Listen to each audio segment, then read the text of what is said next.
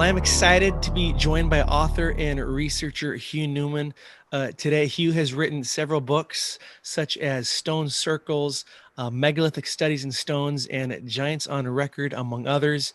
He is CEO of Megalithomania, where he hosts various conferences and tours and produces really countless videos regarding ancient megalithic sites on the Megalithomania YouTube channel. So make sure and subscribe there. Hugh, thanks so much for joining me today. Yeah, thanks for having me on, Dee. I appreciate it. Aside from your research regarding megalithic prehistory and ancient civilizations, you've done extensive research on the subject of ancient giants, headlined by your book, Giants on Record, which is a very intriguing book. To those watching, listening via podcast, you've got to get that book, Giants on Record, because what Hugh has done, and you've partnered with Jim Vieira, is you've done all the research for us and you've tracked down all these giant accounts from newspaper clippings of the 1800s, early 1900s, and more, and compiled them in one book. So handy to have. So I guess my question about giants, first of all, for you, Hugh, is what were the events that led you down really this rabbit hole of researching this subject of ancient giants? Yeah, it's a weird one, isn't it? I can't recall. I think it was because I kept investigating ancient sites, kept finding these giant legends, and then you kind of hear these stories of giant bones being found. Oh, hang on a second, it all kind of there's too many to ignore. Then I went to America and I started researching the mound culture and the kind of Midwest and stuff, and then the megalithic stuff up in New England. and and I came across Ross Hamilton's book, who later became a mentor of ours and wrote the foreword to the book. Um, and it blew my mind. There was immediately I realized there's a reality to this. And I think a couple of years later, I met Jim Vieira at a conference I organized in New England about the megalithic sites there, the Megalithomania America conference we did. And then we kind of clicked and went, he was compiling all this data, doing his daily giant blog post. And I'd been doing my research, and we just thought we should just put our heads together and write a book. And we're still working on various projects as we speak. This was back in 2013 to 2012 when we kind of met up. But yeah, I mean, and then the data, I mean, there's so much amazing data to work with, but no one, I mean, there was a couple of books out. Richard Dewhurst did a kind of book on this subject, a couple of other people. Ross Hamilton was the most interesting book we come across on this, but we felt it needed to be put together with all the research Jim had done and I'd done. And yeah, that was it really. And suddenly we had Micah Ewers helping us, Ross helping us. And suddenly we had 1,200 accounts. And we're like, whoa. So we picked 250 of them and put them in the book, and sort of analysed every single one of them and the cover up that took place by the Smithsonian and other such things. But everywhere you go, I mean, we've actually written another book. We're actually just finishing it now. We're just doing the final edits of the Giants of Stonehenge in Ancient Britain. That's what we just finished it. We've got the cover done. So in a few months' time, that's going to be out, and that is a bigger book than the American book. Now, we were going to do a worldwide book, and that would have been ridiculously thick, 1,000 pages probably. But the first chapter we worked on was Britain, and then that just grew and grew, and we realised we have to do a book on this. So we've done a book entirely on Stonehenge and ancient Britain of the giants, and that's going to be out soon. And the date and the stuff that's coming out of there is absolutely mind blowing, and it's not been published.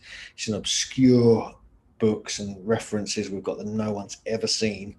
We've had to translate old Latin texts of old religious documents and other such things, and we've got a bit of a story there. And I think in a way it's more compelling than the American giants, because the American giants people are kind of known about for a little while. People know there's a cover up, but in Britain no one knows anything. I mean, they don't realize that just around in the Stonehenge landscape, we've got giants up to 14.5 feet have been unearthed, things like this, and 9'4" and stuff like that. No one knows about it.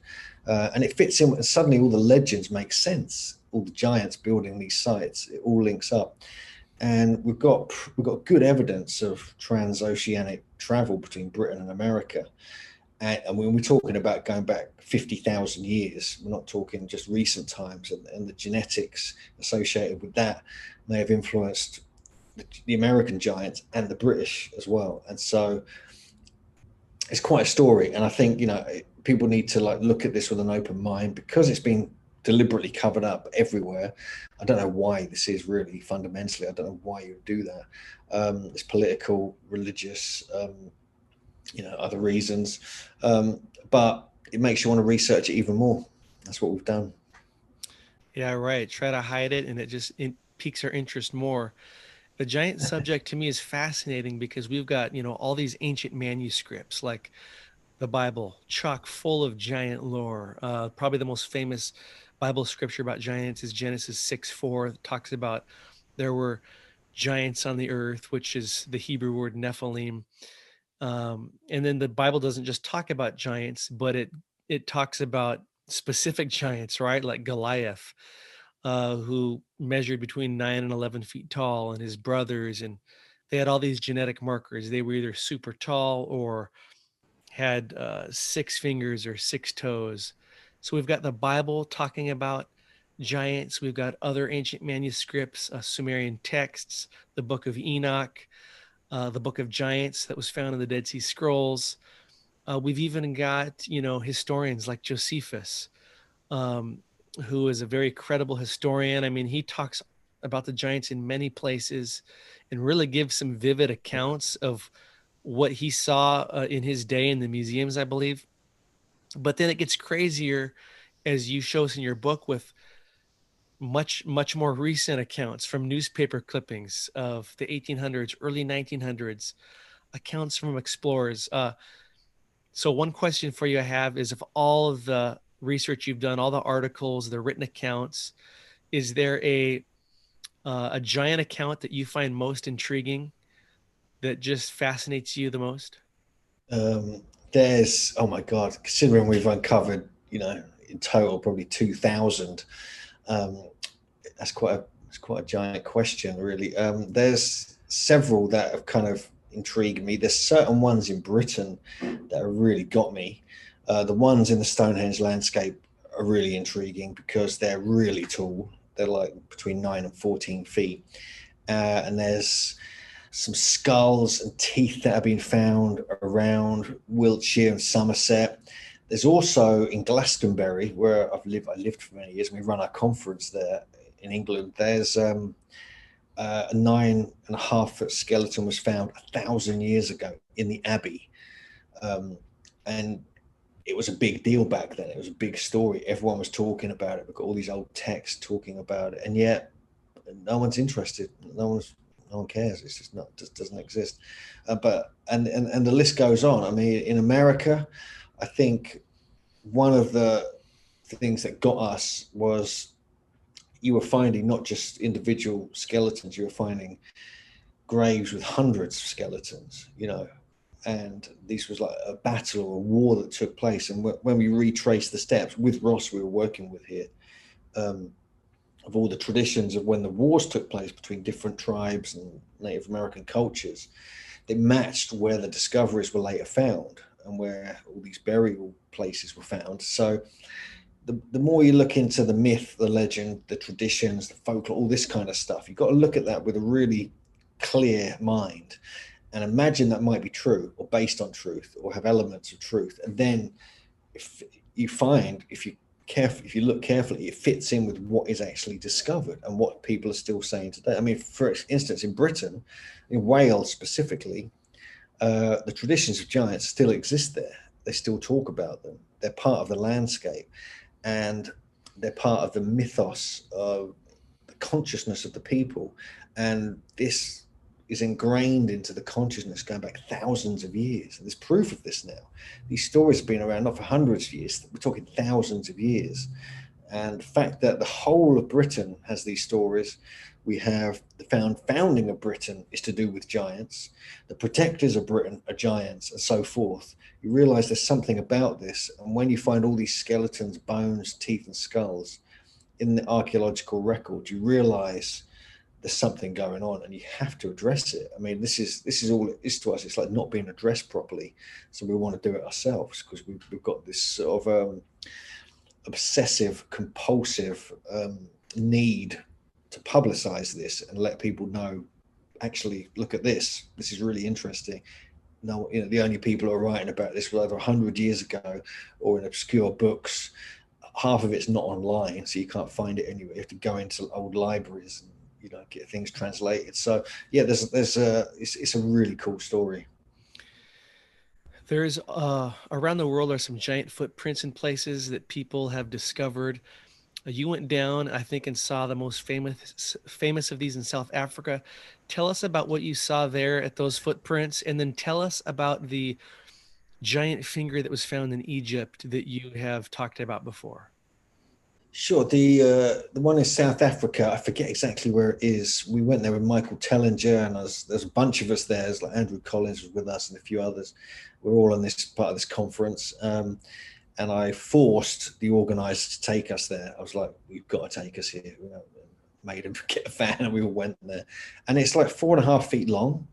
It's a giant footprint. It's ridiculously big. It's vertical. It's not flat on the ground. It's vertical, and it's got like a bit where the toes go, and you lift it out like this overhang of like mud or whatever it was, and it's been somehow kind of preserved, and it's actually called Goliath's footprint. That's the name it's actually officially called. And there are legends of giants. There's actually some bones that have been found in South Africa. These are part of the Homo heidelbergensis sort of people. These go back 200,000 years or so, and they were known to be between 7 and 10 feet tall because they've actually got fossilized bones in the museum there. And so there's something about that footprint. It could be carved. It could be in honor of the old giants. Someone could have carved it. It could be a real footprint. We just don't know. And then you mentioned Egypt. I've written a whole two-part article for Ancient Origins website on Egypt, and a guy back in I think the 80s met this family. They were talking about all these artifacts. The family were kind of looters, grave robbers over the last 100 years or so. And one of the things was when they unwrapped this bit of cloth was this this mummified finger, and it was like this long. It was like folded. It was like this, and it was this long. It was huge, and they estimated if it was someone, if you kind of work out the dimensions, it was someone over 15 feet tall. And that was said to have been found within 100 miles of the Giza Plateau. So it's really vague, but some other researchers, when they spoke to the guy, said no, they actually found on the Giza Plateau. And you look into Egypt, and all the stories of the founding of who built the pyramids go back to a time before the flood, and the giants of Ad, or it's different versions of this, were the builders. They came from like the Bible lands, and they built the pyramids with giants. And so the fact you've got these foundational legends, even in Egypt, and there's a whole bunch of other accounts found in Egypt that kind of back this up. Yeah, the pictures I see of that finger are, I mean, it's fascinating. It looks like you can even see bones sticking out of the end, and it just looks massive. And then speaking of giants in Egypt, you also talk and write about, I think his name is King Kaskemwe. He was a king of Yes. Egypt, and he might have been a giant. Tell us a little bit about that real quick. Yeah, King Keskamwe. He was based down in near Abydos. This was like very early, in the first dynasty, I think, or the very end of the first dynasty. He was influential with Saqqara as well. He was kind of based down this way, and there's actually a site there. We want to go and look at it called Hierakonpolis. We were planning on going there this November, but we couldn't do it because of COVID. We're going to go next year. And but it's more of a mud brick kind of site, but a grave was found there. And there's Strabo wrote about him, and he was said to be over 9 feet tall, 9'3", 9'4", something like this. Or no, sorry, 8'4", 8'5", I think. I think it was 8 foot. And he was just written about, this guy was this tall, he was this big, and that's that. And it was just written about. It was other commentators wrote about it, going back a few hundred to a couple of thousand years. And there's depictions of him. The first proper carved statue of king was of him that found in Egypt. He was linked with Saqqara. He was apparently moved up to Saqqara. His son may have been the founder of the second dynasty, which really kicked off at Saqqara. And so the fact is, he may have been. I mean, the weird thing is, there's actually a statue of him and a connection with him in Lebanon. We're talking like Baalbek, Byblos kind of thing. A statue of him was found at Byblos, which is a site that goes back to 7,000 years. And so there was a connection between these two great cultures, and it might explain some of the megalithic, beautiful constructions we find, massive constructions we find in Lebanon. And so, yeah, he was an interesting character, and he's often completely ignored, but he was influential. He was a giant. He was connected with Lebanon, and he may have even been involved in the construction of the main pyramids in Egypt, because he seemed to have the building know-how, as all these giants did when you look back at these earlier traditions, even in the Bible lands.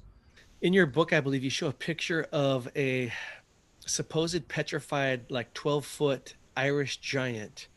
And I think rumor is he had 6 toes on a foot. And I think the photograph was from like 1895. Yeah. Absolutely fascinating. Tell us a little bit about this giant. And do you believe this photo, the giant was real in the photo? We've done a lot of research on that, and I don't know if Jim is going to kill me for telling you what we've discovered or not, because it's going to be in the book. We put it all in the new book. And so, yeah, I mean, it was a big story. It was reported in the Strand magazine, and I think, yeah, you mentioned the 1800s. It was photographed next to this carriage. It was 12 foot two. It had extra toes and fingers and other such things. It was leaning over to one side like that. It was found in a bog, petrified bog, in a specific part of Ireland. But we've found evidence it may be a hoax. Now, I can't say too much, because we're going to properly investigate that and publish that in the book. I can't give too much away.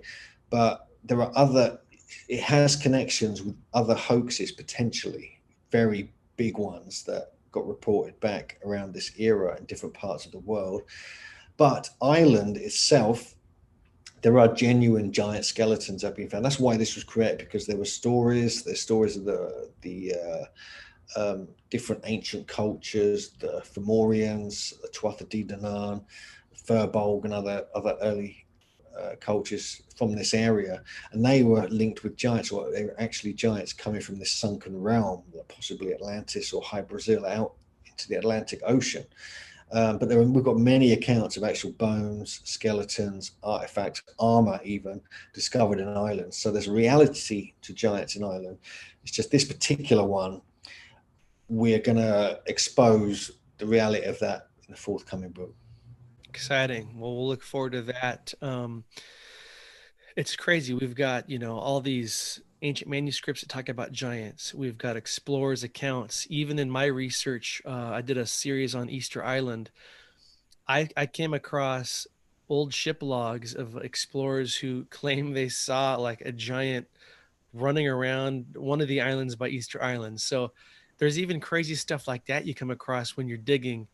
Um, but like, let's talk about real quick the megalithic connection between all these megalithic structures and possible giants. You've done a lot of research about Sardinia, and I mean that whole island. It's like not only are these giant Niragi towers there, but they have the tombs of the giants, which are literally called that when you go to visit them. And I mean, there's so many. Even there's still people alive that claim they back in the 40s and 50s discovered giant skeletons. Um, Tell us a little bit about your thoughts on a connection between giants of antiquity and megalithic structures, whether it's Sardinia, whether it's the mortarless stuff we see in Peru, the cyclopean stuff we see in Europe. Yeah, I mean, in Europe, you got traditions of the Cyclops. Now, these aren't just one-eyed kind of giants who bat you with their clubs. These are like serious artisans who lived under the earth, who were master stone masons, metallurgists, and retained the high knowledge of the earlier gods. And so these were master masons, basically. And whether they were giant in stature or giant intellect and skill, It's probably all of these things put together. But they were renowned, thought to be the builders of the Cyclopean structures in Greece and other parts of Europe. We have similar structures in Italy as well. In Turkey, in southern Turkey, you get this. And these may have all been attributed to these people. My good friend Gary Bilcliffe done some research on this, and these things. An offshoot of them may have been called the Pelasgians, and they may have been influential megalithic builders who may have been giants themselves. And so you have these connections with these ancient sites always. I mean, you look at the early traditions of Greece, you find all these connections with the Cyclops you get with Perseus and the foundations of Mycenae and other places. And you get it everywhere. I mean, even the first name of Stonehenge that's been ever recorded was the Giants' Dance. And that was thought to be built by giants. We've found this new data that goes back to the 1600s that links this other tribe of giants with the construction of Stonehenge, which is coming out in the book. I'm not going to mention too much about it now. So there's more connections between sites like Stonehenge. North America, all the Mao culture sites. You've got Peru. You've got legends of even when the Spanish turned up and spoke to the Inca, places like Sacsayhuaman and Machu Picchu and so forth, they were told, oh no, we didn't build them. These were built by an early race of giants going back thousands of years. We just rebuilt them and reused the sites. And so you get that there as well. You get it, like you said, you get it on Easter Island, you get it almost everywhere. So what's going on here? Is this just, is everyone around the world making up the same stories, or is there a genuine reality to this? And I think there's too much evidence.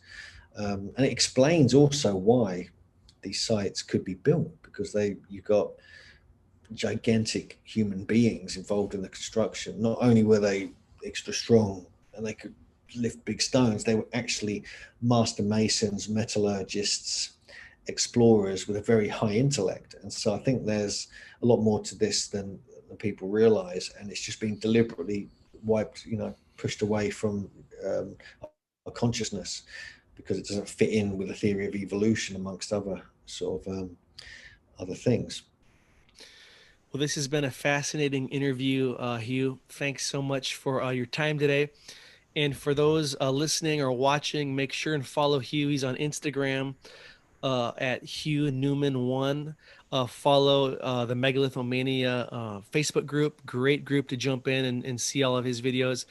And then what's the Megalithomania website, Hugh?